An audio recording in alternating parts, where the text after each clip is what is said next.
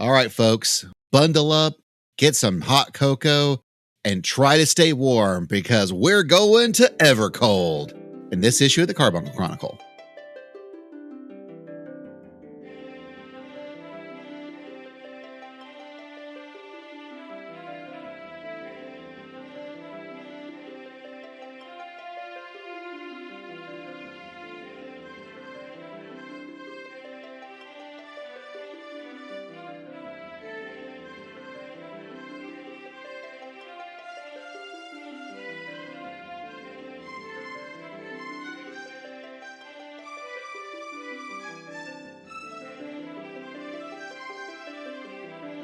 Hello, adventurers, and welcome to the Carbuncle Chronicle, your podcast for everything awesome in Final Fantasy XIV.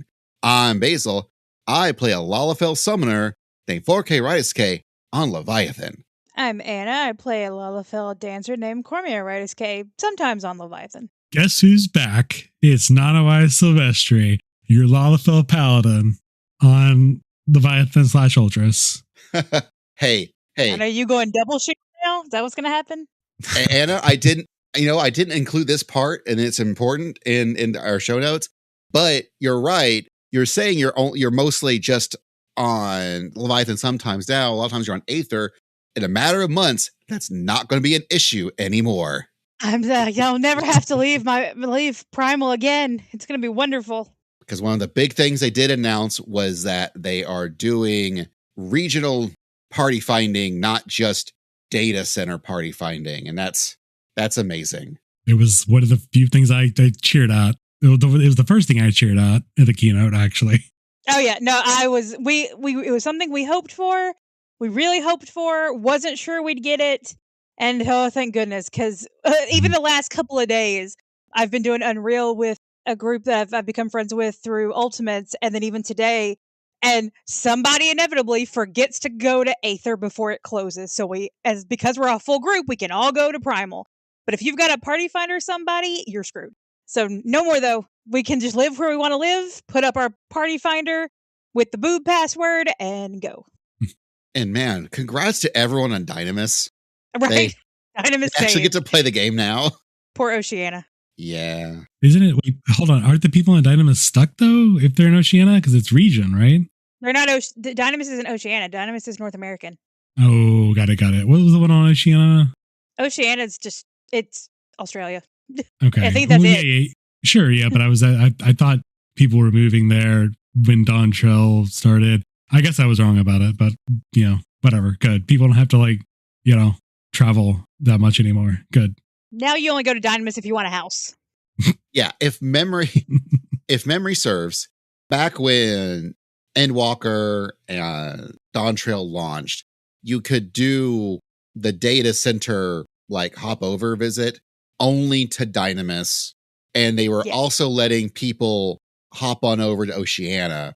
So because they're so unpopulated, that allowed people they really wanted to group up from different data centers. You could go to those data centers to group up for things. That's right. I just remember it happening it was about the same time. So that's why I conflated the two in my mind. I remember people moving to Dynamis thinking it was going to be great, not crowded anymore. And nobody moved over there. So it was it's hard to get group content going. You get a house, but you're the only person there. Yep. So I think the whole data center thing, or the whole regional thing versus data centers, it's a great move. I'm glad they're upgrading servers and making sure the infrastructure is there. And a lot of this stuff I really feel is really stuff that they started really investing in and figuring out during Dawn Trail. And we're now just reaping the benefits today for Evercold stuff. Mm-hmm. But I do think a lot of the stuff we're seeing that we'll be talking about is in fact thanks to Dawn Trail. So world, you should be happy that Dawn Trail existed. It's a good expansion. It'll get its day like Stormblood did. Oh, absolutely.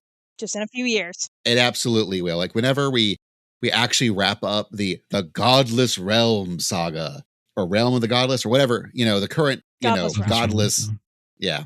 When I don't know if it's going to start with this expansion and end in next expansion, or if there'll be like 2 expansions after Evercold. But I think when we're approaching like the big finale expansion, I think people will be looking back at Dawn Trail and going, yeah, that was pretty good actually. And I also feel that a lot of people who are starting this game and they're playing through it for the first time and not having to deal with the whole junk that was the launch of Dawn Trail and all the vitriol from bad actors and whatnot, I think they're going to have a much smoother experience. And they'll be like, yeah, this is good. Why are people complaining? Just, again, like Stormblood. Because when Stormblood came out, everyone thought, oh, well, this isn't as good as Heavensward. And we don't know about this Lise character. But a lot of the same things that people are grousing about of Dawn Trail all happened during Stormblood. And from as someone that only came to this afterward, I noticed a lot of complaints were people who went through it at the time, things like Robon Savage, a thing which I only know about through memes because that's not a problem anymore. So I'm kind of curious if some of the issues that people have at Dawn Trail are going to be gone when Evolve Mode hits and other changes hit in the future, retroactively fixed. Yeah. Before I keep going, Tobias, just a quick question for you. Have you done the MSQ for 7.5? No, I just unlocked the trial. Okay. Halfway through. Okay, that's enough for what I think I might talk about by accident, and I don't want to spoil you inadvertently. Okay. Yeah, because I think the only thing I was curious about was in regards to the trailer for Evercold, which we'll cover in a moment. But before we really dig into things, I did want to get a sit rep on how we generally felt about FanFest. I know last time we did a whole episode on FanFest, but I know for me, I think, oh, this FanFest, boy, they sure learned all those lessons we talked about last time we went to FanFest. Best run, best North American FanFest I feel we've ever had in terms of what we got with content, in terms of what we got with actual things to do at FanFest, in terms of how it was run.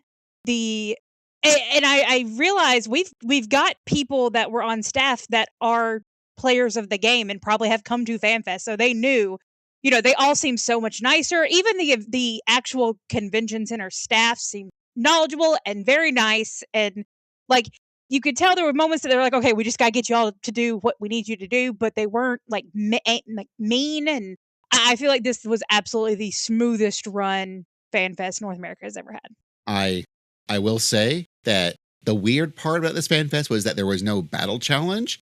Yes. But after FanFest was over, I'm like, thank God there was no battle challenge. Yeah, I was sad I didn't get to play any 14. And I know, I was watching, I believe this was in State of the Realm that they were talking. I kind of do wish they may have had like some places to where people could try out the different modes, since they did have like, and I know they're saving that probably for Media Tour. Absolutely. But, it would have been neat to like watch the dev panel and then get to go try it out a little bit. Like maybe just Paladin, just Bard, just White Mage, just those jobs, but maybe be able to sort of like get a little hands-on with it. Which, like you said, the wait would have been extravagant. The wait would have been forever. They could have tried the reservation thing. That is one of the negatives that happened. But, it's something that could have done. But again, I overall very positive with how this FanFest. Yeah, I would agree. Having only gone to one, the last one, the infamous one, this was improved in pretty much every way. I thought the location was better, the weather was better, the timing was better. Oh my God, the weather! I wanted to bring it home. It was cooler there than it was here in North Carolina. That was so strange. You go to California, you think it'd be beach weather, but no, it was chilly. I got to wear my sweater the whole weekend and not get incredibly hot. Yeah. It was amazing. As an event, I thought that like the food was a lot better. The food trucks, there were ridiculous lines for everything, but like I thought the food was good. Being California, the food was expensive, but it wasn't horrendously expensive. And also it was better. I had a burger there and it was a great burger. I felt like it was worth the $18 I paid for it, honestly, which is more than I could say for a lot of food here. It just feels like I'm overpaying. I just enjoyed that. I thought that was really interesting, really cool. I thought it was very walkable. Everything was in that sort of block. Our hotels were in the block. So it was really easy just to get to. We were like a few bucks away from Disneyland and like the Anaheim walk, the Anaheim garden walk or something. I had a bunch of stuff there. And like you said, like everything at FanFest was great. I liked the overflow room. I provided a lot more seating for people. Maybe it wasn't as fun to sit in there, not see the main stage directly, but it was fine. I know people actually preferred being in there for the primals than the actual main room. Like they actually got to see things and nice. Because and honestly, the more I thought about it, the more I was like, I honestly probably would have rather been in that room because I couldn't even see one of the screens for a while. So you were talking about the lines. I will tell you, we went to the Tennessee Renaissance Fair yesterday. The food lines at FanFest were better. Wow. Like Basil stood in line for like 20 minutes yesterday for food. It never moved, and we decided just to get food when we left. Dang. And so I can't talk about the quality of it, but I was just like, yeah, nope. I'd rather just we hit up a couple of different food trucks, and yeah, I absolutely loved everything. Like there was such an improvement, like with food wise, because there was food in the convention and the food trucks, and apparently there were other food trucks somewhere else. And also, we definitely need to mention the other convention that was going on at the same time. Like, they were incredibly nice, incredibly delightful. One of our good friends was at that convention, and we realized we were both there at the same time, and we were like, wait a minute. That was so much fun. And then we ended up having lunch with a couple of ladies that were at the occupational therapy conference, and they're both probably going to start playing 14 when it comes out on Switch. They were both very excited. They asked so many questions about what they were seeing, about what the game was, and it based on we've all been to different conventions where there's other groups there, and they're not always that. There's not a good mesh sometimes, and so that also can really hurt the experience for sure. But like you said, I feel like everything was an improvement. Generally, if I've got to have one dig and I have one little complaint. I did feel like the little activities, the set pieces were not as eye-catching as they were last year. And they certainly aren't as eye-catching as the ones I've seen in Europe and Japan. They had the big dancing green, which was really cool. I like the big dancing green in the stage they had. It was great to watch. That was kind of it. I didn't, the line for the Graha Tia Gondola thing, it was just a photo opportunity, was ridiculous. One of the worst things compared to even last year, line-wise. And I'm not going to do that to get a picture of Gratia. Sorry, it's just not me. I walked around and took pictures of it over to the side. I did get a picture of the big XIV, the big sign they do. That was because they had at some point there was no line for that. So I made to get a picture of that particularly. And I took a picture of the dancing green separate, but I wasn't going to wait in line for that, or the Honeybee Lovely one where they had a cosplayer set up. Not bad ideas, but you look at last year where they had the big old Charlian statue with the harbor. They had with the whole book NATO thing in the library. They had the big proto carbuncle. I feel like there was more last year, and it just felt, especially with the battle challenge, like they could have done something maybe. That's not why I'm there at FanFest, I guess. But I just didn't even bother to do any of the activities this year because of that. Yeah, I wish there was sticker incentives for specific activities, but then there were activities that didn't have it. I wished that the incentives were more on the activity booths rather than the photo op booths. Because there was no one ever in the bottle toss challenge. Yeah. There were I know there was the alpaca thing. I never actually got to go do it, but I did see people over there. I mean, I know the devs went over there and everything. I wish they had, because there was just no incentive other than just doing it. I feel like all the photo ops were great. I do, now that I'm thinking about it more, yeah, you're right. They were a little more outlandish last year, and compared to the Amarat we saw in, I think it was Korea. Some people, and it may just be on who, what's local, what's available, what they can physically get done for this country. Absolutely, yeah. But yeah, but yeah, no, and I will say, Basil and I were very fortunate. We had a couple of friends that were ADA, and honestly, we probably should have signed up. At least Basil could have. So we had the ADA wristbands. So for all these activities that had, Graha had the 2-hour lines, Honeybee had capped lines, we were able to walk right up. And I know we had the glares from people, but I appreciated that they offered that, because like we did Dancing Green with a friend of ours, and like they allowed some of them to, if they wanted, they allowed you to sit and you could just watch, and then you could still get your sticker. And then if you wanted to try and get out there to dance, you could. So they didn't make you do it. So like, and I'm sure, so I'm glad that they offered that option. Yeah, I will say my two biggest gripes, and this is one was the merch reservation, because, and it played in my benefit, but I got something out of it where other people did not, and I felt bad. They opened merch reservations like at 8 p.m. the day before for the next day. Right. Well, and they did that on Thursday, and I queued up, didn't get in. I was like, cool, didn't expect to. So Friday, some friends of ours had gotten in, so they went and got stuff, and I had them buy me what I wanted. But Friday, we were sitting there waiting for the piano concert. It was like 6:30. I hear somebody behind me say, merch reservations are open. Like, they're like, I thought they opened at 8. They went, well, they're open now. So I got on the app and I looked, and I immediately got it. There was no queue. I got a spot for the next day automatically. And I mean, I got to pick what time. But then come 8 o'clock, all the reservations were gone. So whoever was in charge of that, yeah, you need to either, and this is goes with my other thing. You say something's going to happen, you need to stick to it. And that was my other thing is Basil was fortunate enough to win a meet and greet. And in the email we got, it says, do not arrive more than 15 minutes before your allowed time. And it says, do not arrive, later than 15 minutes before your time ends or something. But so I was like, okay, cool. 15 minutes beforehand, we will go line up. And this was this is the same gripe I had with the meet and greet and the merch line. You show up 15 minutes before your time, there's already a line. And it's just people that... not a short line. Not a short line, already a line. And it's people that has reservations for the time that you also have a reservation, but they just decide to go more than 15 minutes early. And I know I've been to conventions, and one particularly is MTAC. They will have people there, and if someone shows up before the time they are allowed to start lining up, they will say, no, you cannot be here. You must go away.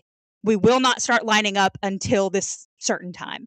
And I wish they had done that. It's like, I know, because there were other things to go do, but I wish that they had given us that rule and then stuck to it. Like, that was the thing, is if, that was my biggest thing, was if you tell me do not show up more than 15 minutes before your allotted time, I will not show up. Other people will, and then I'm going to get annoyed because, then I'm 3 hallways away. So, but that was my biggest thing, is if you're going to say something, stick to it. Merchandise reservations, lining up, all that. So first now, and I feel related to preface that, I know that while I had an ADA wristband, as it turned out, I really needed that ADA wristband. Like, I was, my back was killing me. I've got recently, literally within the past like couple of months, I am dealing with sciatica now that comes and goes. And unfortunately for me, that weekend, it showed up, and it showed up with a vengeance. I was dragging my ass all through that FanFest, having a great time, but physically, I was not doing well. And one of the things we were doing was, one of our friends, he is in a walker, and he needs help doing things, like even just like holding things. And we were up there for all the activities. We were pretty much just with him, making sure that he was able to do the things that he wanted to do. And I was like, through a lot of it, we were like, man, maybe I should have had like a walker or even like a scooter. Like, I was not doing well. Yeah. And our friends are even like, dude, you have a hole in your spine. You qualify. They looked at me and said, you've had major surgery. You qualify. Like, I get it. But like, we're stubborn. We, Well, I do cons like a bunch of times in a year. Like, we go to MTAC, we go to MomoCon, we go to Otakon, we go to conventions, and I've never felt so debilitated as I was during FanFest.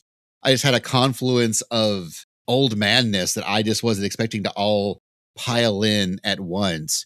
But if I had to ask for one thing for them to think about changing for the next FanFest, it is, we mentioned earlier, a lot of the photo ops are where they allowed you to get the collectible stickers. I really feel that either A, you need to double or triple the amount of these photo spots. Like you need multiple Grahatillas if you're going to do that. It's one thing to have it be a photo thing with Grahatilla, and that's enough.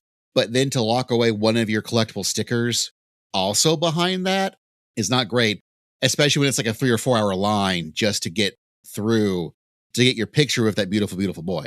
Now, I think what they should have done was they went, okay, that photo op and this activity and that activity, all 3 of these give this sticker. Dancing Green, this other activity, they all give this sticker. And you could communicate with that in the app. It was just a little bit more organization. But that way, there are multiple routes that you can get, like the collectible things you can't get anywhere else to put in your sticker book and have a good time. Like that'd be my thing, is that either you needed to do more things or make sure that everything gives out those things. That way, if, say, Tobias does not want to spend the hours to get pictures with Graha, he can go try to pick up sticks that fall and still get a sticker. Yeah. I was not going to go sit in a Grahatia cuck chair for a sticker. Sorry. And like you said, though, these are stickers. These are not like actual things they're giving away.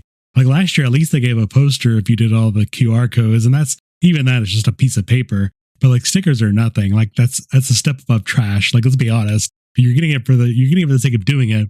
They've already given you a book. So like, let's just give me the sticker that you want me to put in the book anyway, because I paid $200 to be here. Like that, they should be handing those out like candy, not making you sit there alive. Well, I will say that is not the first. That's been something that has happened every FanFest that we've been to. Mm-hmm. Like there, now I say that now. Okay, let me back up. No, the first FanFest they did not do stickers. They did stamps because it was like a Hildebrand quest. And you would do things and you got I don't remember what we got out of that. Was it the triple triad cards, or maybe it was stickers? It was triple triad cards. I think we also did get like a sticker or two. And that was also the FanFest that we got the pixel art stickers for all the jobs at the time. Yeah. And then but I remember though the second one, that just came in the goodie bag. Yeah, it did. Because I remember, but the second one I remember, we got the Yojimbo, the I Beat Yojimbo sticker. We got the Eureka Challenge sticker. We got there was a couple other. They're all on the fridge down there where Basil is. But like they did do different stickers. Like there was a fashion report one. But yeah, so this is not new, and it's just one of those things. Like if you don't want them, you don't have to do it. I'm you know me. I collect things. I think it's fun, and I always put my stickers on magnets so they can go on the fridge. So they're not just stickers; they're magnets. But yeah. So that's like 2 steps from trash. Shut up. I mean, sure, it's great to have. Like I would have, if they were handing them out and I could do them more easily, I would have loved to have them to put in my book. Right now, my book is just going to be all the Warrior of Light stickers that I managed to get from the Warrior of Light sticker trade. But like, if they were specifically wanting to do the stickers, they probably should just give them out more, because I mean, we're all there. We should have just had them, making us sit through 2 hours to take a dumb picture of Grahatia. I agree. I do agree that is. Yeah. The photo op thing, I agree. Because like the other ones that we've done, you beat Yojimbo in the game. You did the little Eureka run where you got chased by the dragon in the frozen area. They were fun. And then so I completely understand and I agree. Like that's just my one complaint. Yeah. I will forever be salty. I don't get my I beat Proto Ultima shirt. So I mean I will forever be salty I never got that shirt. But I know that's a PAX thing, even though they did it at the very first FanFest with Odin. Anyways, it was a very, very good FanFest. Like I really don't want to, these are closer to, I don't want to say minor, these are quibbles. I'm not going to say minor quibble, but these are quibbles. These are things that we would have liked seen for sure, as an improvement for future FanFest. But overall, it was they clearly, again, had learned the lessons from the 2023 FanFest. They enacted them for this FanFest, and it ran so much smoother. The staff was so much more attentive than the one in Vegas. The few times that we were doing ADA stuff, like it was mostly just for us, it was the piano concert. We also had like the worst ADA seating that was there for the piano concert. Like we were at the very left side and there were multiple pillars in the way. Like we probably would have had a better time in the overflow room, but you live, you learn. But the people were like checking to make sure, do you have ADA wristbands? Because there were a lot of people who didn't. They were just sitting. Oh yeah, they moved a lot of people. They were actively making sure that when people were in wheelchairs, they were actively moving seats around to make sure that the people in wheelchairs could sit with other people in ADA and they weren't like blocking the hallways and whatnot. So they were doing a very, very good job. Like this was a very good fan fest. The Square Enix staff that worked it should feel very proud. They put on a very good show. Just hand out more of the stickers. But all right, let's take a musical break and then we're going to talk about this whole new trailer thing and announcements and whatever for Evercold. This is the Carbuncle Chronicle.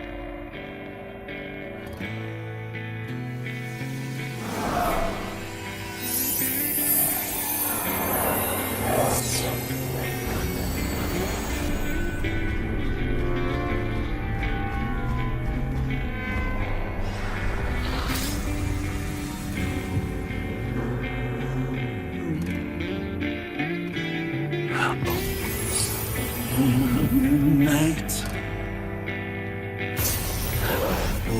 Open up my eyes. One more time. It's my favorite story. Oh, you know it better than me by now. But if you insist. Yes! All right, I'm ready. Tell me about the promised land. Long ago. We're back, and we're about to talk about Evercold, but of course, spoilers. So our spoiler food for this episode is rock-fisted Popoto Stew, based on a traditional Alexandrian recipe that does not call for the addition of any oglops, despite what some may have pondered. I wanted like a nice hearty stew that will keep us warm and toasty as we travel to the fourth, where everything is frozen except for the things that aren't frozen. Because that's where we're going to in the new expansion, Evercold, that we even found out is coming out in January 2027. Happy birthday and anniversary to me. and me for the anniversary part. Yeah. They've never actually, like, for example, they gave us a nebulous summer at the time when Dawn Troll was announced. Mm-hmm. They've never actually said, no, this is the month, which is probably good because they would have told us winter and everyone would have thought December, and it was never going to be December. I'm only partially surprised it's January, and I'll tell y'all now, it ain't gonna be the first chunk of January because that's New Year's and that's important in Japan. No, we what was it? We actually thought we had the dates. I think we're either gonna get early access on our 10th wedding anniversary or the 22nd. Yeah, I think. Now, if it's the day before my birthday, but yeah, that is what I'm thinking. Worst things happen for you. I mean, we played a patch on our honeymoon. We could play the expansion on our anniversary. It's just how we roll. But yeah, no, this is NA has never gotten that close of a date. We've never gotten that. Like that would be a Japan thing. Yeah, this is introducing the Godless Realm saga, and definitely go watch the trailer. It's pretty awesome, and it starts off. We get to see all the shards. And the swords look really cool, and you get to see the cool CG version of the Asm crystal we've got, but also this key. They start swirling together, and look, PowerPoint got an upgrade, man. And then it goes, something like unite the stars as one, and everyone's like, "What the shit?" And I'm sitting here going, "I was right. I was right." I was very proud. And then we get to see little Awa girl and mysterious old lady as they tell us. Might be a Shola. We'll see. I don't know about that. I don't think it is, but I like the joke of it's probably a Shola. It's just an old lady who's telling a story about how this realm was cool and then it got all frozen. But don't worry, we had this like wanderer / traveler and they saved us. Yay. But also a sweet ass dope shot of Meteor and Estinian like drop kicking like a weird like crystal thing. Like it was. If that is not a new Dragoon skill, I'm gonna be upset. Because Warriors got the whole screw the axe, I'm going to punch it. Dragoons can get this. It's a new action scan for Dragoon Jump. Yeah. Action scan. There you go. Action scans. They're getting pole dancing back now. They can at least dropkick. No, it seems cool. It seems cool. It really gave me really I know a lot of people are joking that it's Heavensward 2, but the vibes I got from that trailer screamed Shadowbringers 2 to me. It seems like, and I say seems like because we don't know for sure, but it certainly seems like the majority of our time in this expansion is going to be on another shard, just like Shadowbringers. The music vocals had a lot of Jason Charles Miller to them. It seemed like a much more of a rock song. I mean, they've all been rock songs, but it felt like the same kind of rock song that Shadowbringers theme was. So I'm really curious. I kind of feel like it was light on information. Like they showed a lot of, they had the overarching thing where they do the quote that just showed up in 7.5, hold fast into your beliefs or whatever. And like they do like the lingering shots of like the Game of Thrones thing where they have like this tapestry gets built up of like this really like cloth knitted like trees and like the streams that looked really cool, to be fair. Like the aesthetic, I've seen, we thought it was like very Norse, but I've seen other people online describe it as Celtic as well. So like there's a very European inspired aesthetic going on here that I think is really cool. That being said, we are very light on information. Well, and that's the NA trailer. Well, exactly. Yeah. That's what I'm saying. Like, well, I feel like even last year we maybe saw a little bit more generally. We saw the Scions in the last Dawn Trail trailer. We didn't get the job specifically, but we did get like the little fight with Gol Jaja, for instance. I know that we're going to be getting the better ones. I guess what I'm thinking, I'm personally waiting for the European and the Japanese, the final reveal, get the full inspiration. Because I feel like I liked it. I won't say I didn't like it. I thought, just like the keynote, we were maybe a little light on information. I wished I had more to grab onto with this. I swear, people are absolutely convinced that is not Meteor at the end. Within the Reaper? Oh, when Meteor is shown off as a Reaper? People are absolutely convinced that is not Meteor. And I'm like, you literally see him. One, I don't want it to be who you think it's going to be. Two, I don't want it to be... you literally see him. What I've heard... Now, I do like Basil's the point he's probably going to say. People have said, like, the theory that I had was potentially, it could be, again, Shadowbringers, too. But that Reaper may not be our Meteor. It could be new evil Meteor. What if Ardbert was actually evil? Like, it could be another Asm, reflection from the fourth. Or I have heard people wondering, this could be a face swap of Zero. And just for whatever reason, they're holding Zero back as a Scion for this. I don't know. I think it could just easily just be Meteor is Reaper now because they had to change the job to some other new melee, and it was either Reaper or Ninja. And this is not another authored expansion, so therefore it needs to be Reaper. I mean, it's Reaper because it's we're finishing up the last stuff in Garlemald, so we already know. Maybe not spoilery, but like Voidsent is stuff coming up. They're obviously bringing back Zero. They've already made that obvious. I feel like Reaper is kind of a shoe-in. The new job, or rather the Meteor job, is not always the new job. Paladin was Endwalker, for instance. So like, I think it's just, it works aesthetically, and that's fine. I don't know why people have to theory craft. That feels really strange because they show his face. It is Meteor. We see him. If they were going to be weird about an identity, they were already weird about who the Wanderer is going to be in the title, the Silver Wanderer. So if they were going to make something, some rug pull, some fake out, that would be the one to do it with, not the person whose face we literally see at the end of the trailer. Yeah. Well, we'll see. I think the idea comes from in the original Dawn Trail teaser CG thing, right? We saw Meteor as Viper, about to pull out weapons, but they obscured what weapons he was pulling out. Yeah. And they didn't actually show off the actual weapons until the EU FanFest. So that was, I think, what they're doing again. I don't know. The other thing that other example that I have seen a lot of is the Endwalker trailer. When we save Alizé by slicing off the tail, that's not us in the game. It's Graha. So a lot of people are wondering if that's just going to be someone else when we actually get there in the game. In the game, sure. Yeah. So I don't know. But granted, we saw way more of the Scions in the Dawn Trail initial teaser trailer versus this one where we only get to see, Meteor, Estinian, and Alpha now shows up. And Blue Alisay, yeah. I appreciate the Grinding Gear boys are like, all right, so there's the boys' trip. So on some other island is the girls' trip with Alisay, Kryle, and Ishtal. Can I go with them? So we'll see. But I also know that they mentioned they understood that people were like, there was a weird balance of, we had a lot of Scions initially in Dawn Trail, but the Scions didn't get much of the screen time in Dawn Trail, which for me was fine because I wanted these other characters to get their screen time more than the Scions. The Scions are pretty well developed at this point, but this also could be a case of there being more intentional on who is traveling with us in the fourth. But who knows? It could also just be a case of the next trailer will show more, and this is just what we get.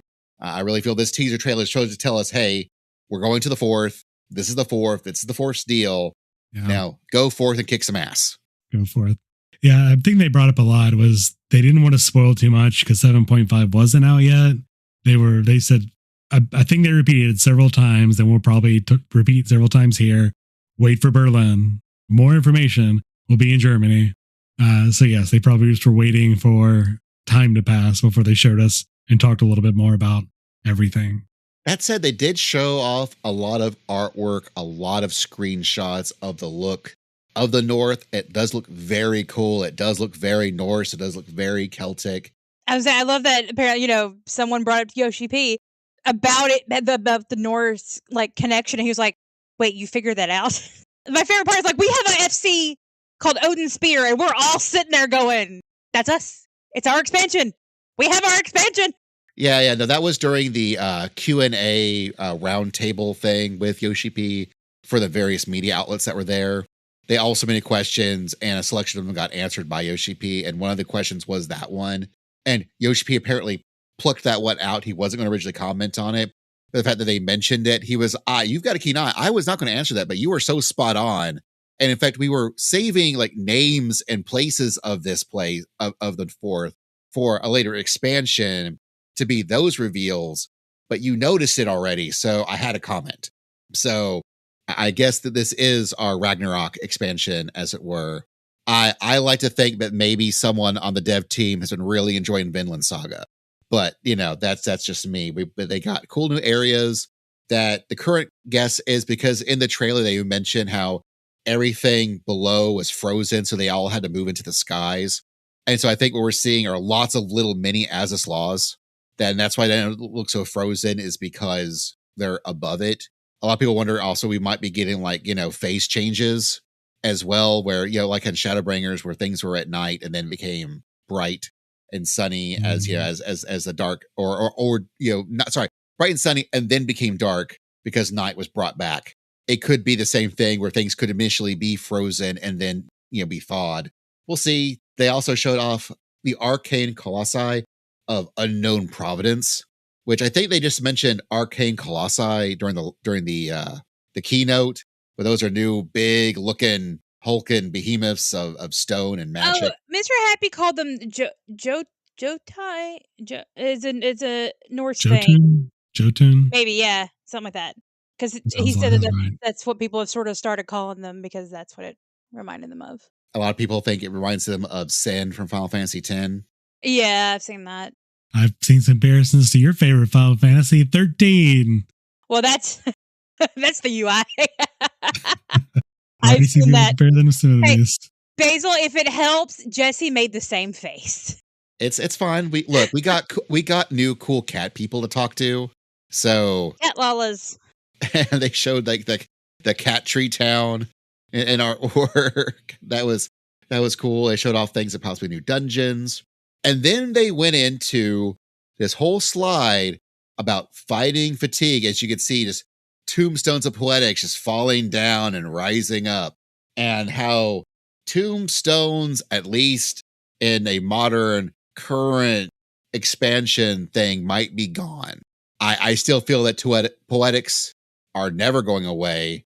and that's still how you're going to earn to do all your stuff of previous expansions. I don't think that's going away, but I think they certainly seem like they're really digging into trying to modernize 14 to the extent that they can. And they showed off this adventure activity UI screen that, yes, looks very, I was thinking like Genshin Impact or Final Fantasy 13. It looks like a much more of what people would consider a modern screen. Mm-hmm. And I think it looks so much like a potential gacha game that Yoshida go, this is not a gacha. Still, we're not turning this into a gacha. This is still just a paid subscription MMO. That is not changing. Because they also introduced the term seasons, and they had to go, this is not it. This ain't a battle pass. Like, we're really just saying, hey, we're grouping up patches like we've always grouped up patches. We're just now calling them seasons. So now I guess I think it's just a term that if the CEO hears seasons, they go, ooh, that sounds all modern and gacha, even though it's not gacha at all. I mean, it didn't bother me much because of the PvP stuff. Like, I felt my brain went, oh, it's like PvP series now. So it's just longer, but yeah. Well, that's why they call the PvP thing a series, not a season. Yeah. Because seasons have a very specific, a very intentional usage in video gaming nowadays. When people think seasons, they do think season pass. They think battle pass. They think, like, when I'm playing, Final Fantasy Dissidia Dwellum, and you can only earn the things you get in that season pass. You want more of it, you spend the money to get the season pass, and they were trying to say, no, we're not doing that. I thought it looked great. Emphasized the weekly grind away from a daily grind, which I'm here for. All the tasks that they mentioned on the log was pretty much just stuff on your challenge log already, your weekly challenge log. So it seems to me what they're doing is moving away from your challenge log being a thing that gives you XP to give tombs or whatever they're going to be using to build your gear. Because that's really if you're playing at max level, you're not leveling up really much anymore. You're getting your grind. So transferring your challenge log stuff from XP and Gil, which are almost pointless, to whatever this new tombstone alternative is, I think is going to be great. I didn't really want to put too much stock on the picture they showed because they did say this is just a mock-up. It seemed a little Photoshop to me. If it seemed something like that, I think it looked really nice. It was kind of cool to see the little Mikode girl in the middle and like the different gear things off to the side, almost Persona-ish in a way. FF14 by way of Persona. I think it looks great. I'm excited to see what it actually turns out to be in Germany. When they talk about this and give you actually information in Germany, I just think it's cool. I'm not going to worry about it too much because it's going to change, but I'm excited for the things they're telling me it's going to be. I also liked how they mentioned that you'll be able to pose your character of the middle as you see them, like you'll be able to show off your emote or what have you. That was very cool. Yeah, I'm excited for the whole changing a daily grind to a weekly grind, because there's a lot of times where I have to go, okay, I need to get my weekly cap of tombstones. How am I going to do it? I kind of did not do experts this week. How am I going to make this happen? So I do like the concept of, one, everything that you do can potentially work towards your weekly goal. I really wonder if they are looking at how people did the Moogle Tombstone event, and that's what's informing them for this. Mm-hmm. I also like how they showed off things, for example, that what we're going to now do is that your highest eye level, once you hit 110, because we're going up to 110, will then your eye level for your highest job, you can now reflect that to all your other jobs that are at 110. I'm so excited. Which means that I can be, because like right now, for me, for example, my main is Summoner. I also try to gear up White Mage and Gunbreaker as best I can. Right now, Gunbreaker is a little behind, and my White Mage is pretty much operating under like patch like 7.3 stuff. Like it is not any way remotely geared for stuff right now. But come Evercold, it won't matter. Now, if you want to really make sure that all your classes are geared to the point where they can be, maximum operability, you want to use your materia just right to get your substats the way you want them to be, then you probably need to keep gearing out all your gear sets for all the jobs. But if you just want to get the general stats up there, So say if Anna is running a thing with her savage folks and they go, well, actually, we really need a tank. And it can go, I got my warrior. Let's go. Make it happen. That's, that's really, really cool. Or say if we're doing a thing and suddenly we realize, oh, we really need a healer. I can then go like, okay, let me swap to white mage. Let's go. And that's that I'm really looking forward to that. As with activities, as with evolve mode, we'll see a little later. They're making big changes, big sweeping changes step by step, rather than completely overhaul everything for a new expansion. They're smartly doing things like this. Like, let's see how activities work. Let's see how reflecting eye level across jobs works. Man, 10.0, eye level should go away. I'm just going to call right here. I want eye level. Eye level is a legacy system. It doesn't matter anymore. It's just an alternative leveling system, which I mean, some people want, but I think this is kind of that half step into eventually getting rid of eye level as an independent thing, because it doesn't really matter. Gear, we just mentioned this early in chat, like a few days ago, compared to FF11, where gear is like different, distinctly different. It gives you different abilities. Your gearing actually matters. In 14, it's just another grind. It's literally just another exponential grind, linear grind, rather. This just further proves that it doesn't matter, because you're already going to choose your activities are going to choose what you level up, your eye level, your gear up. So just make that flat across all jobs and let people swap to whatever they want, rather than have to grind 5 different sets of gear. I mean, like, it matters if you're doing in-game, but that's a very small percentage of people compared to how many people play this game. But that's what I'm saying. Like, if they got rid of eye level completely and made it flat against everything, that you could still do it. You wouldn't have to grind 5 different sets to play different things. You could play Dancer, when the new EX comes out, when the new Ultimate comes out, you could play Dancer, you could play Warrior, you could do, White Mage, you could do everything day one, rather than have to wait and tombstone grind every single set week to week to week to week, get coins for these alliance raids every single week. They just give it to you. And sure, I guess that's less to do for people that like that grind, but eye level to me doesn't make sense anymore. It's just a legacy system that I think really they just kind of want to get rid of, and they probably will in a couple of X-Packs, depending on how the adventure activity works and evolve mode works and that kind of thing. I don't know. I'm just spitballing. Yeah, we'll see. I mean, I don't know, because they do need to make sure that there is a carrot in front of us, or if we're a fat chocobo, a cake in front of us, so we keep running on that treadmill to stay engaged in the video game. And that is the way that they have been doing, especially for things like Savage and Ultimate. You want the right gear with the right stats. Like, for example, Ultimate's Anna knows this very well because she has done this. Yeah. Where you want very specific gear to give you just the right main stats and substats. It gives you the best edge to finish that Ultimate, especially when it first hits.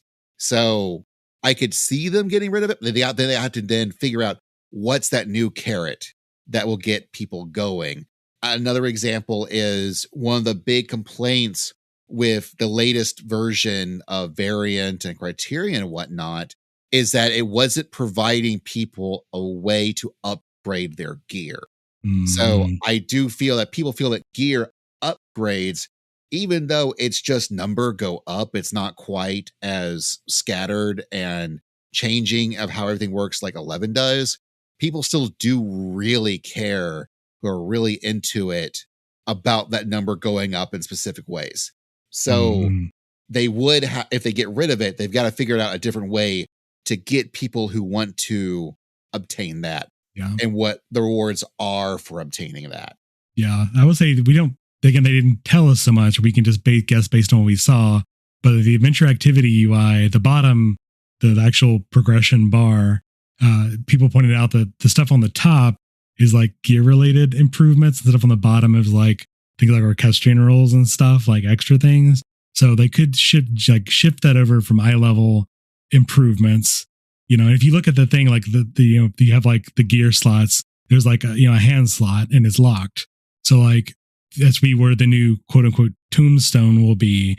Maybe that is something like an alternative to materia. Like you can choose what stats you put on your hand slot, for instance, rather than just a flat eye level improvement. Maybe it will be, something that matters to you or a choice, something more interesting than eye level increase, I guess is what I'm asking for.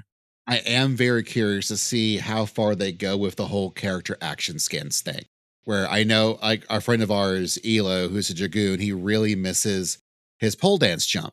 And I think it's very telling that I think that was what was on the screen they showed when they showed off character action skin, because he got so immediately excited. He was pointing at the screen and he was like, and I remember Anna like goes over and goes, Elo, you got it back. You're getting your pole dancing back. Yeah, he was so sad when it went away.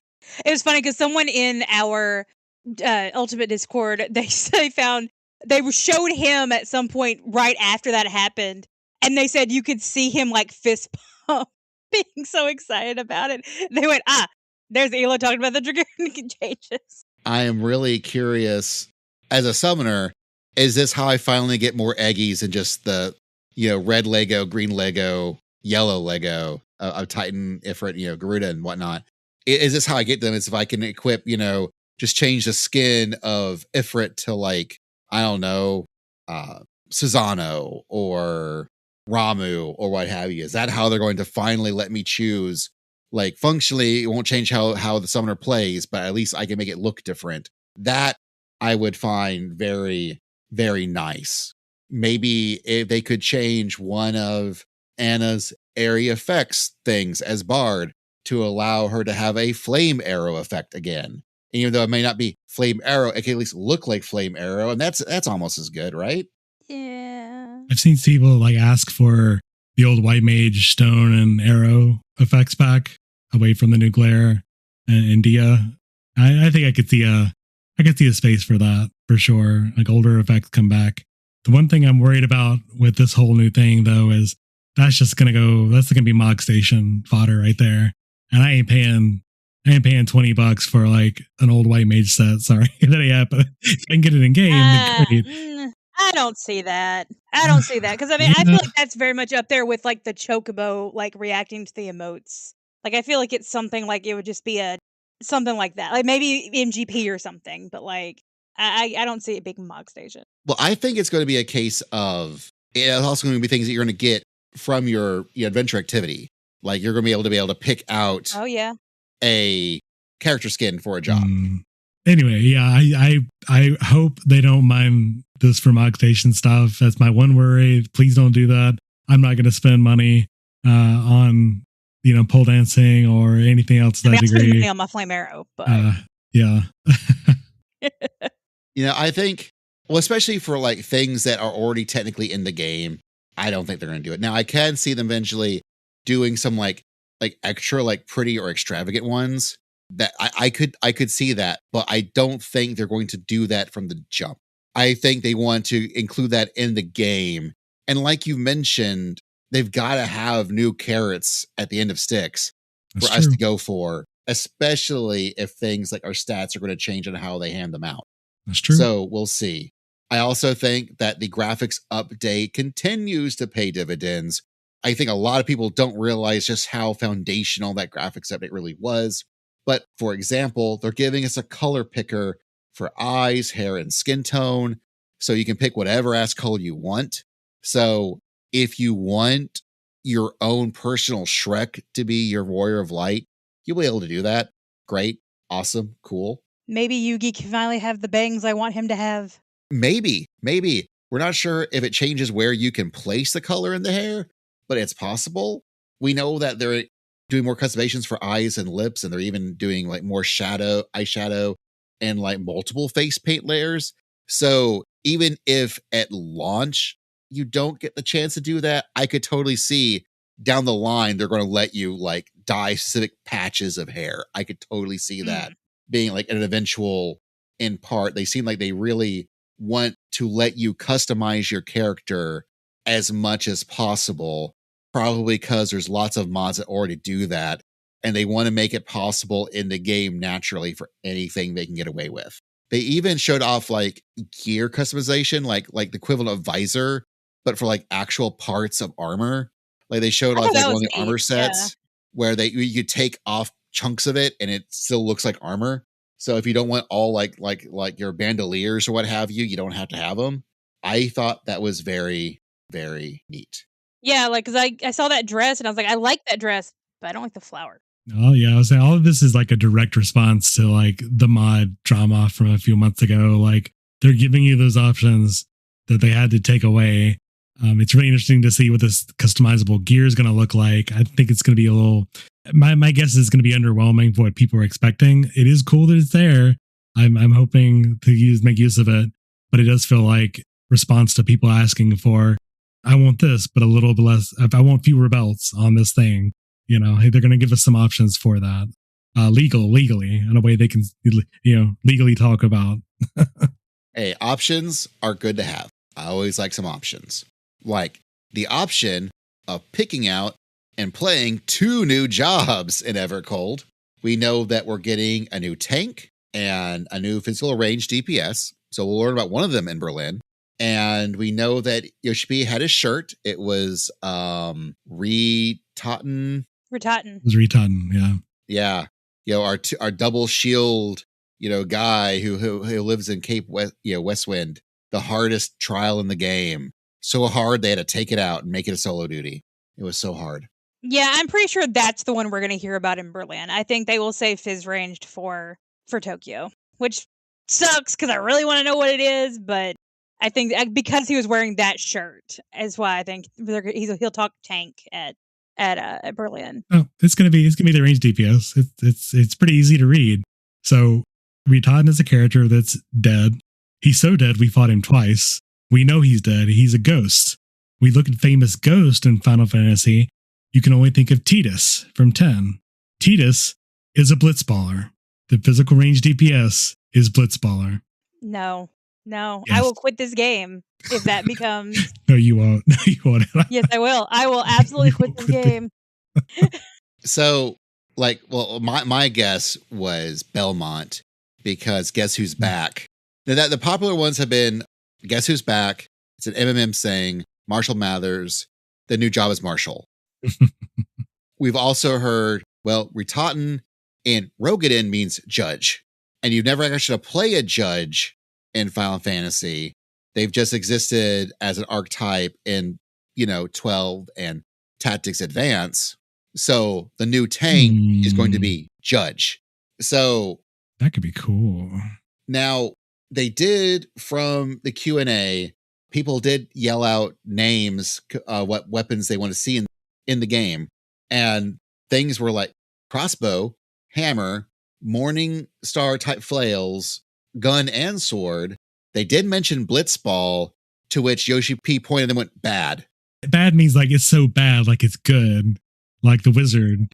That's what he meant by it. It's a good idea. Now, the one that got him excited was Yo-Yo. And that's the one I want to see because I am a big Sukiban. Yugi might be a yo-yo if that happens. Look, and one day I'm going to pull up my DVD of Tsukiban Deka. Okay. Which is about this like high school delinquent who fights bad guys with her yo-yo and things explode. It kicks ass. It's great. I love Sukiban Deka. Well, there is a specific episode of Yu-Gi-Oh! In the season 0 where they fight with yo-yos. I'm just saying. If you ever watched it. Yo-yo would be a follow-up. And someone did mention Whip, and he was like, no, it'd be challenging to make. I think is a red herring. But he did mention that they heard a lot of different ideas, and they actually heard one that pertains to the new job. One of those 5 that they were talking about fits the upcoming new job, but he would not say which one it is. These are all possible. We'll see.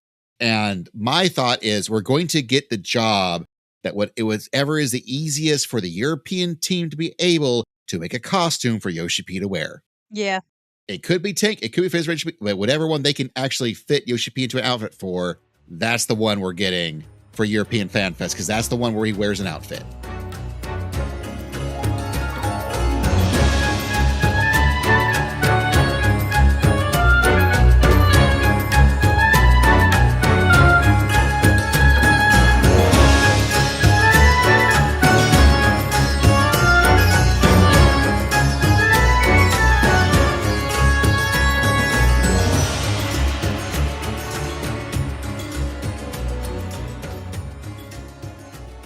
But like we mentioned earlier, they are also doing this whole new thing. Like, this is very much they didn't want to say they're throwing another meteor at the world and changing things, but they're definitely doing like some pretty big sweeping changes to 14. And I think the biggest one for a lot of us was combat, because we're going to have Reborn mode, but now also Evolved mode, where Reborn is just how we've been playing the game for Endwalker and Dawntrail. Evolved mode is something a little bit different. It's going to be all the 21 existing not limited jobs pouring out for poor Blue Mage. They took the crane, they took the cane and just drug Blue Mage out when they were showing it off. Like, just that slide just got thrown to the waste can. But it's going to be like they're taking like some jobs have like up to like 20 to 30 buttons, and their hope is to get everybody down to like the equivalent of only having to use like 16 buttons. And they're figuring out ways to make things more interesting, how to express people's jobs identity better, but also using less buttons to do it. And they mentioned it during the keynote, but they later on had a dev panel that actually showed it off. And I really strongly suggest that everyone who has not go to check out the dev panel online, they've now broken that out as its own separate YouTube video on the Final Fantasy YouTube page. Go watch that dev panel as they show it off.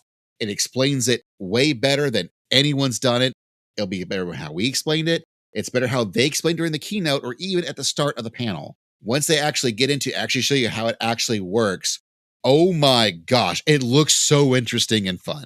It blows my mind. This wasn't like the second thing they talked about. They talked about the color picker before they talked about Evolve mode, and that blew my mind thinking about that. Evolve mode, it's going to be the future. There is no choice. They're giving us a choice for an X-Pack before they get rid of Reborn mode. Evolve mode is the future. We're living in it. It's great. Can't wait. I was excited that Bard got a dash, because now we can go forward and back. Well, you can go forward, back, side to side. Like the way I love the concept of contextual things. For example, I know with Paladin, where they showed shield lob as a distance is one button, but when you get in close, it becomes your sealed bash. So suddenly you've got one button for both range and melee. It just depends on your distance to your target. That sounds awesome. Or how doing one ability on a bad guy is one thing, but you do it on a character and you dash to them and you cover them. Yep. I thought that was sick as hell, because that really tells me that's cover. When you actually move the character to cover the person physically, yep. It reminded me watching Anna playing like Final Fantasy 4 and 6, and also 5. Oh, yeah. Where sometimes she would have the cover ability active and she'd be like, no, don't hit it. And then they got covered. Like, oh, thank God. Like, it is. And seeing that actually happen in 14 was very exciting. I was only mad they didn't show us a caster, mostly because I just want to see how Summoner's going to change. And that's I'm excited to see how Astro's going to change too, because... Yeah. I like the concept of only having to deal with 16 buttons, because while I use like an MMO mouse that only has 12, but I've been trying to like have a third row that allows me to hit shift. And I have a real issue like actually moving from control to shift to try and addle in things. And it's not really quite working for me. But if I could have everything that's just like one row and then just some row with control, that sounds great. And I know, Tobias, you use a controller. This sounds perfect. I know they've got like, the cross, the wide, the W, the hot bars and everything, but to have everything, most of it you need is just on the one hot bar. You won't have to like spread your wings so much. That's gotta sound great. I don't have a problem playing a controller. Paladin, I hear for a lot of people, is like the button heavy job to play. I've got it okay. I will say that I don't even have shield bash on my hotbars. Like, it's buried in one of the other ones because I don't need it. Like White Mage has stun, so there's no reason for me to waste a GCD on shield bash. Usually, occasionally it gets, there's a reason I could use it, but like I don't, because it just takes up another slot that I don't have. This would make me use shield bash more often, for instance. What I really think here is the game's always been designed around controller, around the limited number of buttons. But over the years, there's so much cruft that's been added to other stuff, and some things have been deprecated to the point where, like, at level 50, it doesn't play anything at level 50 played back when you guys were doing it. Like, it is tutorial basic mode, talking about Paladin. Paladin doesn't even have spells at level 50. I don't even have a decent ranged attack at level 50. But that's going to change because they're building the foundation. They're redoing all the jobs.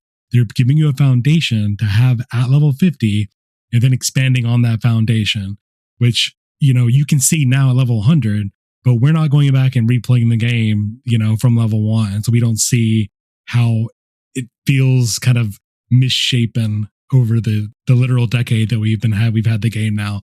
That's the most exciting thing, is they're reforming the base so that when we get more stuff at level 110 and 120 and 130 and up to 150, in another decade, that gives us more space to move rather than have to build on top of this unstable structure. And that's really what I think is the most exciting. Like, this is going to be the way we're going to be playing the game. They made it clear that none of the new jobs are getting in Reborn. Only the original ones were probably, I can't see them building on Reborn at level 120 anymore. Like, the only reason they're giving us a choice is they want us to dip our toe in and get used to it, rather than making us do it all right at January 22nd, change over everything. They want us to give us some time to change over. But this is the future, and it's here. And so far, it looks really fucking cool. My Sheltron turning into a counter move? Yes. Ooh. I'm so here for that. Yeah, I really feel that a Reborn and a Heavensward, it gave them a real chance to build on all the jobs that existed in interesting ways. There was just enough wiggle room to add on to it. But once we got into Stormblood and beyond, they kind of had already maximized the total amount of buttons a job can really have. And so every time we get a new expansion, it's been around the same amount of actions and general job things that we got to do. But then they had to keep spreading it out more, spreading it out more, spreading it out more. And so now playing the game at lower levels feels really not as fun because you just don't have your whole kit. And it kind of sucks. So the concept that everyone's job identity, the actual base, how everything plays, locks in at 50 is great. I'm really excited for this. I remember the previous episode, I was talking, maybe we can get like a level squish, because we need to condense our abilities again in less levels because there's just too much spread out. It's not good. Evolve fixes that because they're now taking this at a base level and they're completely changing up from the ground up. And that's cool. I'm really excited to try this. I think it looks really neat. I have also said back during Endwalker, when they introduced Crystalline Conflict and they revamped all the PvP abilities, that, oh man, I want modes in this game where I'm using my PvP ability set and not my normal ability set. I think that this PvP actions, they're condensed down. They're really hone in directly what every job is about in new and fun ways. This is what I want to play with. If not the whole game, at least some more things than just PvP. Well, spoilers, the guy who really did it, I'm blanking on his actual name, but they've now christened him Mr. Prime because he did the robot in the lighthouse fight. He's the guy that, more or less revamped PvP, and now he's the guy who is revamping Evolve mode. Like that this has been his like other baby, in addition to everything else that he's doing. He's doing a lot. Hey, Basil, sorry to interrupt you, but Basil here point out that the name that you forgot, his name is Hikaru Tamaki, and he's done a lot. Not only is he the mastermind behind PvP as we know it today, he's also worked on a lot of the job designs. Things like the original Ninja, the original Machinist, Astrologian, Samurai, Dancer, Reaper, and even in 7.0 for Dawntrail, Pictomancer. He's also worked on various duties like the hard versions of Hawk Manor and the Tamtar Deepcroft. Also worked on 8th Chemical Research Facility. I do not hold that against you, but he also did work on the Lighthouse's Construct 7. Why he has now been christened as Mr. Prime. With as much work he's done on PvP, I thought maybe he should be called Mr. PvP, but Mr. Prime does sound fancier. So, good for you, Mr. Prime, or Hikaru Tamaki. Okay, back to me talking.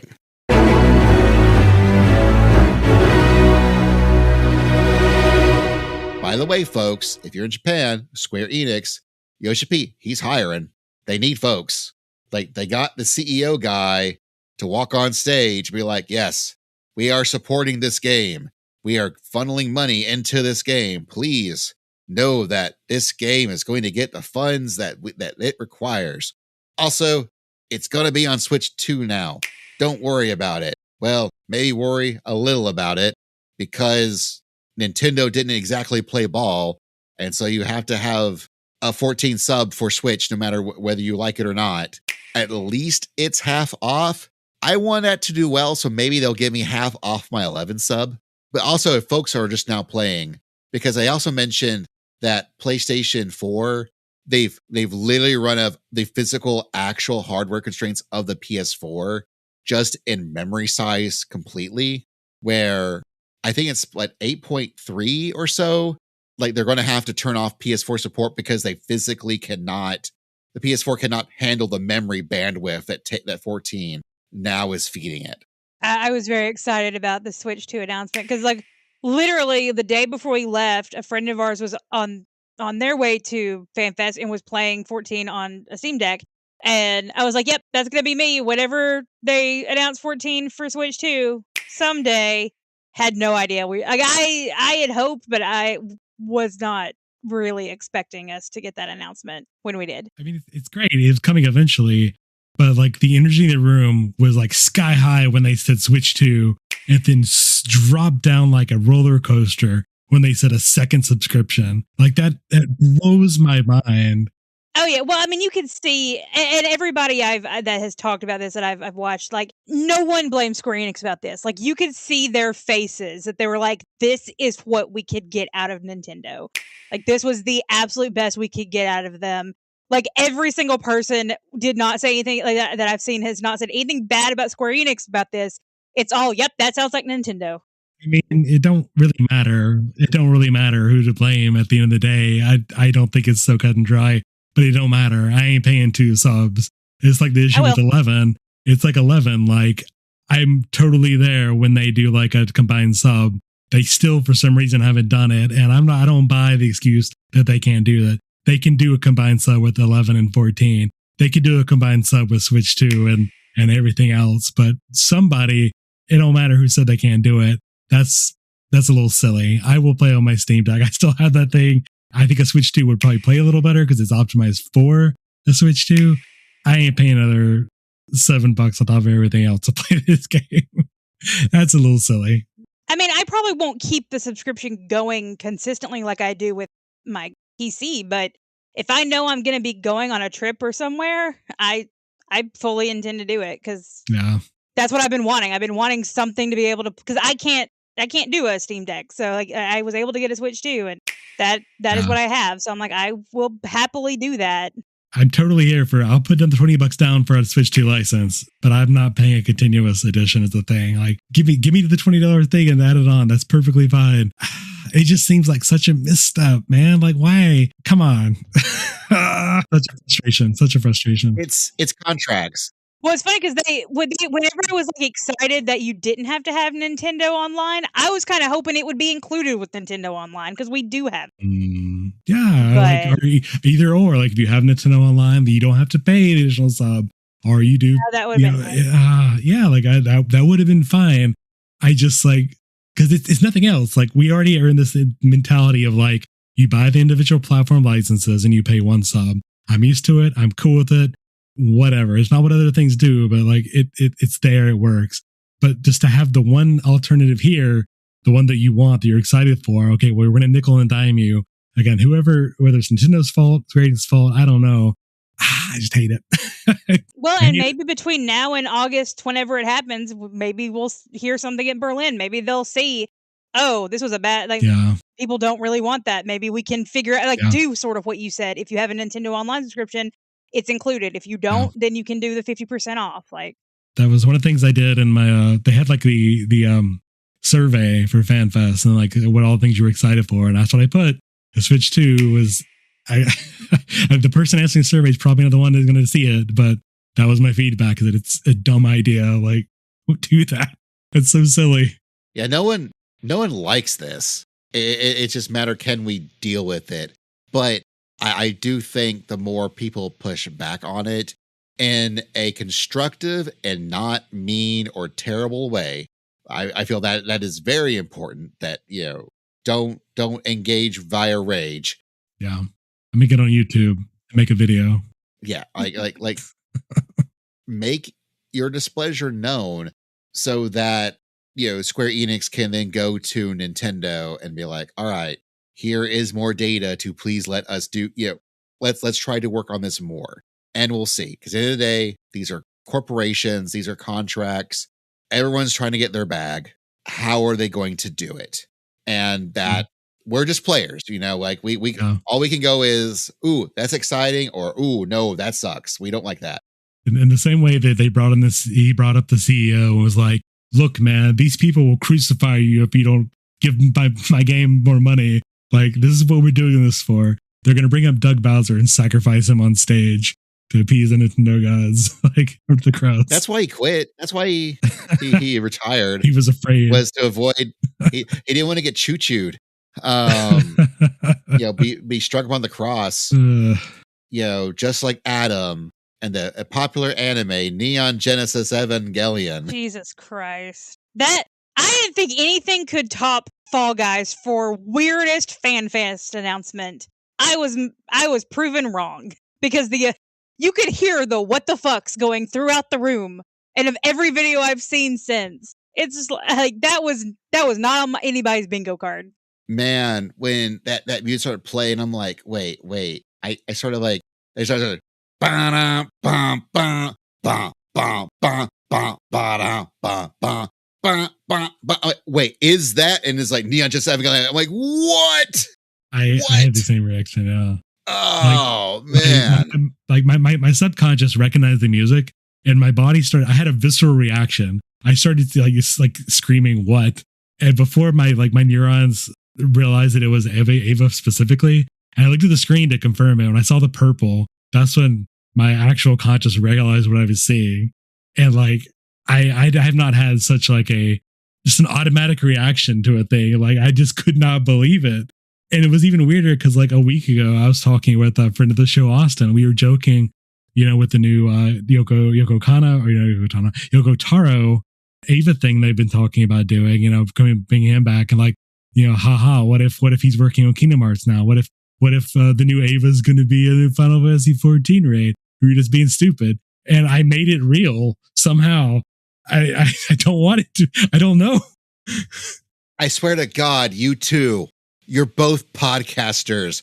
Why was this not recorded and put online in advance so we could point to it? Oh, but this is, I will remember that visceral reaction. My body reacted to this before I knew what it was. It was just kind of amazing. That was for me the highlight of this weekend, was just like, would not have expected at all this, like, another game, sure. Like, Ava, what the fuck? I looked at Basil because I knew if anybody was going to know what it was immediately, it was going to be Basil. And I was looking at him, and the look on his face was, I know what this is. I shouldn't know what this is. This is not, these two things do not combine. And then when the image showed up, my jaw was on the floor. Esther and Basil both were going, what the fuck? And then immediately you can go to the stream and look, right after it's announced, you can see my mouth open and Basil typing on his phone to our friend John. Going, you're playing this game now. We got him. There is video evidence of that. Like, that was absolutely floored me. And then I went and talked to Kyle from Grinding Gear afterwards. I said, all right. At first I asked him what he said. He said, oh, and you can watch his reaction too. He was cursing, and it was great. And I said, well, here's the thing. We now have Evangelion. We have Ikahara. We are one step closer to Sailor Moon in this game. And he was like, yes. Well, I should point out that Ikahara did not work on Ava. He's just friends with Hideaki Anno, who made Ava. Not true. I mean, at this point, Ava's in Final Fantasy XIV. We could say that all bets are off at this point. Fuck it. It could be anything. Like, absolutely. Like that is one, that was one alliance where nope. Yeah. Like Nier was one thing. I'm like, okay, it's a video game. It is absolutely a video game. It's fine. But then, and people were like, dude, Yoshi P loves Garo. And we got that. Which I'm like, yes, we did in PvP. I did not expect this as an alliance raid. Well, Garo was interesting because the guy who created Garo also did the boss designs for the Evilise raids. Oh, I didn't realize that.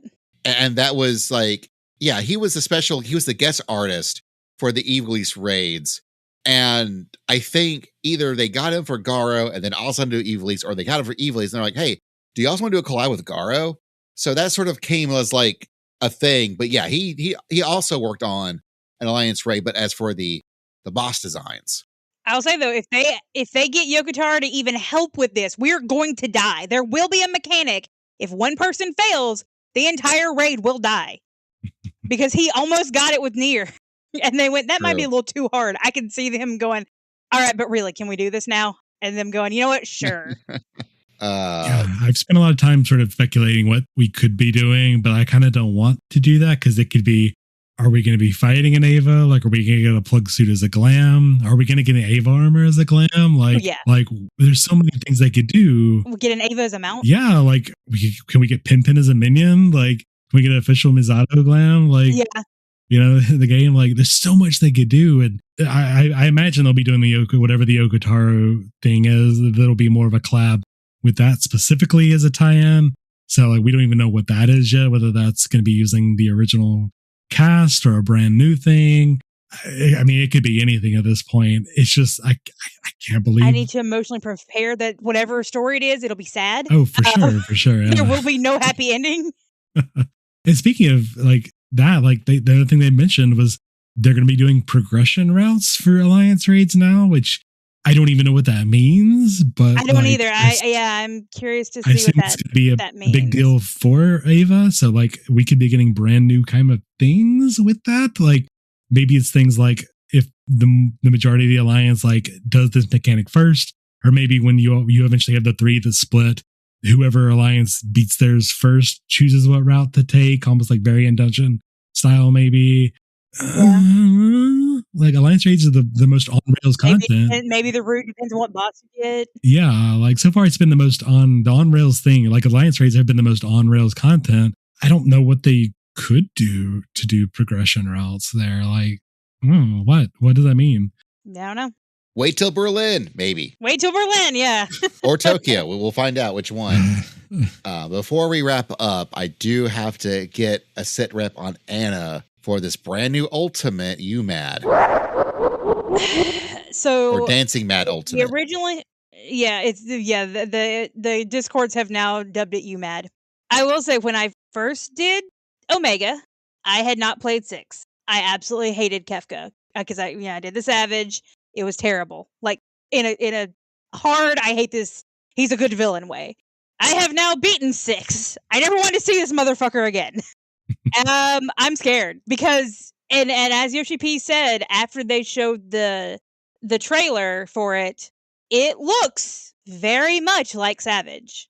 Because he said, this looks a lot like Savage did. I'm like, and there's other things I'm like, where's the heads? Where's like, there's certain mechanics. I'm like, the question mark thing.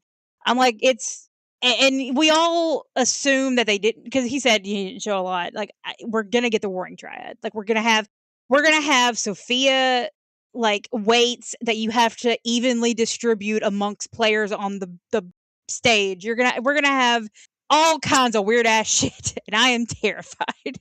I did like I forget it was the Q&A panel or the press Q&A. But they did explain that they've got like a small group of battle designers that work on ultimates. And the guy who's doing this ultimate, his turn came up and he's like, can I do Kefka? I want to do Kefka.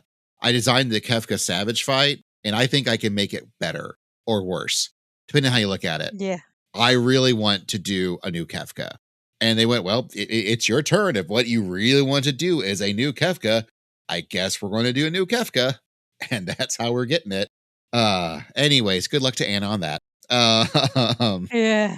I'm glad I have a group of people that are insanely talented at rating, and we'll hopefully limp our way through that. But we need to start wrapping up. So my question is for the two of y'all, and eventually myself, because I got to decide an answer.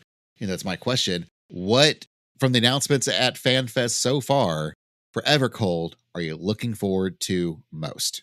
Without a doubt, I would say Evolve Mode. I want that yesterday. I loved what I saw from the Paladin showcase. It's exactly what I want my job to continue to play like. Even just kind of glancing at the other jobs that, I have some experience with White Mage. I didn't quite grok exactly how everything worked, but I want to get my hands on it. That's what I want right now, Evolve Mode. I will probably be there day one, January 22nd, playing Evolve Mode, figuring it out before I actually continue Evercold. I want that in my veins right now. I don't know. Like, I'm excited to see what Evolve Mode is. I mean, the not having to travel for Party Finder is going to be amazing. The story is, I'm very curious to know where we're going, especially now with playing 7.5. The trailer words were spoken in this patch, and Basil and I have talked about who we think is speaking them, and I want to know more about that. I want that new summoner artifact gear that they showed off at the very end. It looks awesome. It very much like I've got a little like drinking horn like at my hip. It looks like they took a lot of the same visual cues that the Dawn Trail summoner artifact armor has, which I absolutely love. I'm still wearing it, but it looks like a Norse version of that. And I'm like, perfect. A+, no notes. It looks amazing. I'm already kind of guessing at where the two die channels are going to lie and how I can color it. And it's going to be good. The actual answer, yeah, of course, it's Evolved Mode, right? Like it's a brand new way to play this video game in new and interesting ways. Hell yes. Side note, I am also very curious. The one thing we did not get was whatever is coming next for the Gold Saucer. And we know something's coming. And they didn't say a peep. And that was like the one weird thing. And I want to know what that is. Anyways. They're just going to put Magic the Gathering Arena in the Gold Saucer. Put it in crossover. There's going to be a Magic Arena. That'll be it. I mean, hey, we've got the best Mahjong simulator out there. Might as well have the best Magic simulator. Exactly. Well, maybe they will put the Final Fantasy Pixel remasters in the Gold Saucer. They talked about it way back in the day that was something they were looking into. Hell, maybe we'll get snowboarding after all. Yoshida really wanted that in there because he's a big snowboarding enthusiast himself. And none of us are getting any younger, especially Yoshi P. He acknowledges it every time that he is, one of the things in the Q&A with press was like, I don't think 14 is ever going away. Even if I retire or die, I think I've got a crew here that'll keep this game running. And we're like, did you have to say die? Like, you okay, Yoshi P? Like, what? Like, why is... But anyways. I mean, his birthday was in a few days. That's probably what he was thinking about. Probably. Okay. Thank you once again for listening to the Carbuncle Chronicle, your podcast for everything awesome in Final Fantasy XIV. This episode was edited probably by me, Basil, maybe by Anna, but probably me trying to furiously get this done before we hop off on a plane to California for an altogether different FanFest.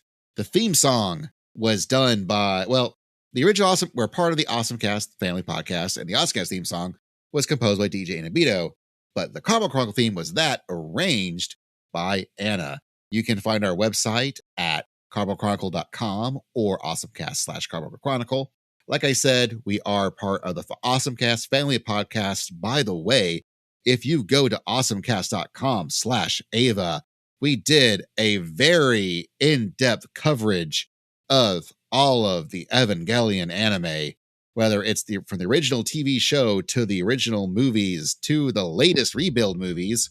We covered all of them, including some interviews with some of the voice actors from the rebuild movies. So if you need podcast about Ava, we've got you at the Awesome Cast, where you can also find things like our Patreon for the Awesome Cast Carbuncle Chronicle, patreon.com/awesomecast. We also have the Awesome Cast Discord, where you can talk to us about things like Evangelion and Final Fantasy XIV in our Discord. Some people recently just joined. So, hi, folks. Hopefully you're still listening to us. We also have YouTube channels for both the Awesome Cast and the Carbuncle Chronicle. You can also leave us Apple Podcast or Spotify reviews. Please give us the 5 maximum amount of stars. It really helps us out. You can find the Carbuncle Chronicle on various social media platforms, either as CarbyCast or the Carbuncle Chronicle or carbunclechronicle.com. You can find me on things like Blue Sky at It's Basil Time. Anna is at Angel Darkfire. The middle A is silent. And you can find Tobias at R Tobias. Thank y'all, Tobias and Anna, for chatting with me. Thank you all for listening, but never, ever forget, especially when everyone can queue together in the entire region of North America, it is still incredibly important that you tank the Bone Dragon up north.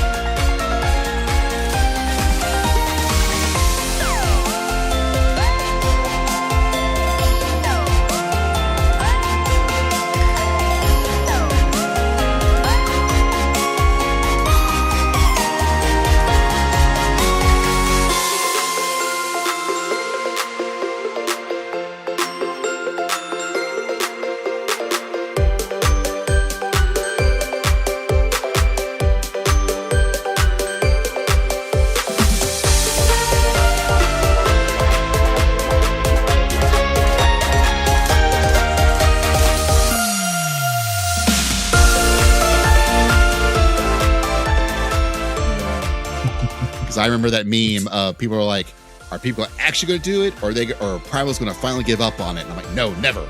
Never give up. Never surrender. You take the Bone Dragon up north. Yeah.